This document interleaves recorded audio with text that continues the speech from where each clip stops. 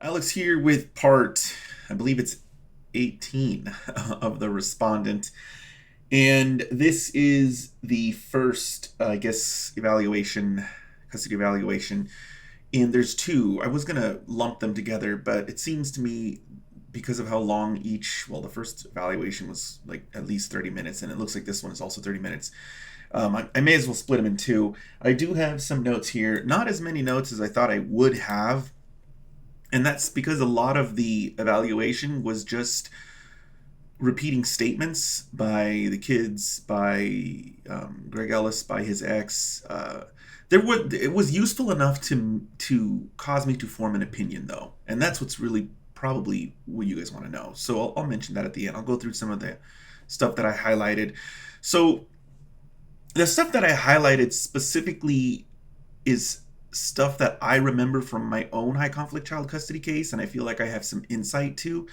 The evaluator went through some personality tests that he took. He specifically named the different tests. He also um, talked about the drug test that Greg Ellis came up positive on, which was within the boundaries of, I guess, consumption of poppy seeds. It did seem a little odd since he wasn't an expert in that, but he does admit in his report that he's not an expert and that he relied upon Google, which is smart because then if the other attorney has an issue with that, then they can deal with it in front of the judge in some other way. So I didn't detect anything particularly deceptive. It was just it was a little odd that he would even go into it, but he went into it. Maybe that's what they do in custody evaluations. This is the first time I've even actually audibly listened to slash read a one of these reports.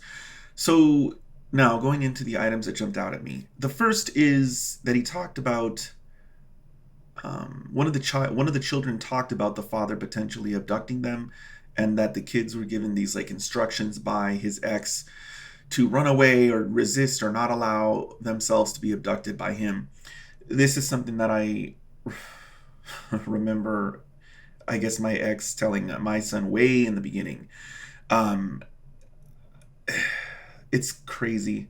It's crazy because it puts your kids in this situation where they might, like, in their mind they might have to like run away or escape something really bad happening, and it's even weirder for them because the thing that's really bad that might occur is from their other parent.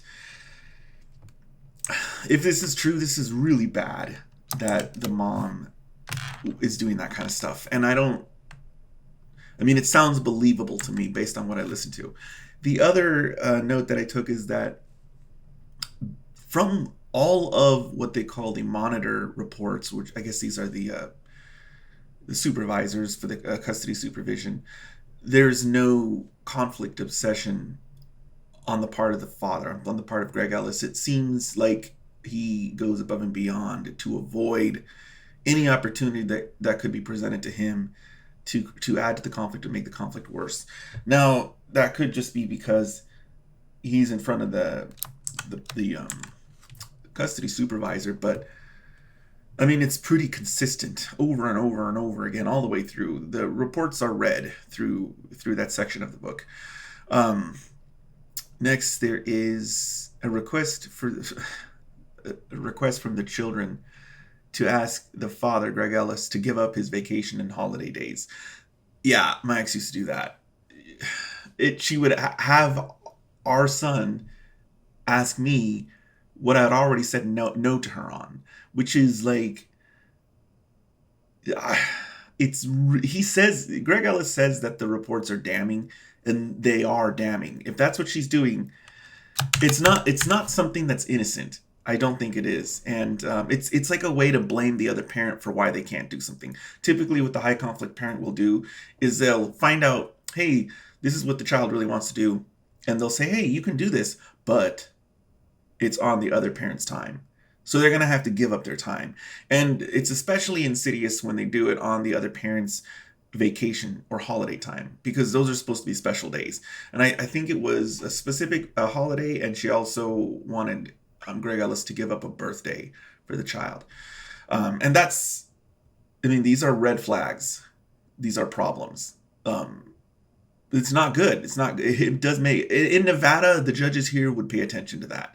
The next thing is that the kids are asking for money, and the same thing. Apparently, the ex is telling the kids that they're gonna have to go to a new school, or they're gonna have to go to a new house.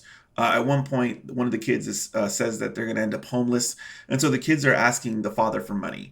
One of the kids specifically asks the father if he has stock in Apple, assuming, to imply that the father can sell the stock and turn the money over to the mother. This is just as bad as the thing with the vacations. It's a multifaceted attack.